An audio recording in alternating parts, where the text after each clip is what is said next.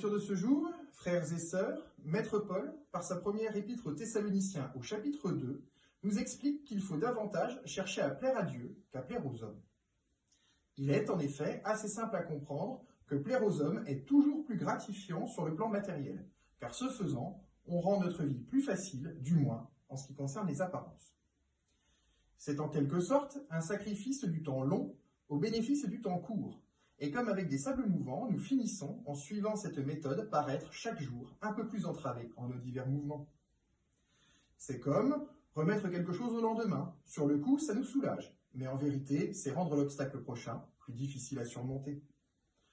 Sur un autre plan, c'est également chercher à apaiser notre vie sociale. Toutefois, c'est en revenant à notre inéluctable solitude que le dégoût, la frustration ou encore la honte vont commencer à nous envahir insidieusement. C'est d'ailleurs ce qui est dit au sein de la toute première Bible. Dieu seul sait ce dont nous avons besoin, car il nous aime infiniment, nos esprits étant des émanations du sien. Mais les pressions sociales qui cherchent à nous contraindre au mieux ou à nous exploiter au pire, nous aiment-elles en ce qui les concerne? Notre vie, le respect de nos potentialités ou encore nos destins, cela fait-il partie de leurs priorités?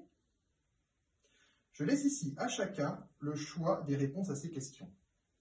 Toutefois, en ce dimanche, frères et sœurs, je souhaiterais que vous compreniez ce qui se joue à travers cette problématique que constitue le dilemme entre plaire à Dieu ou plaire aux hommes.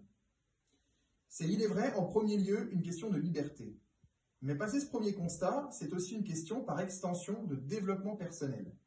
Car à l'image d'une plante poussant en un trop petit pot, ou encore d'un poisson évoluant en un bassin trop petit, ces pressions sociales ne seront pas sans conséquence sur votre croissance et donc votre salut.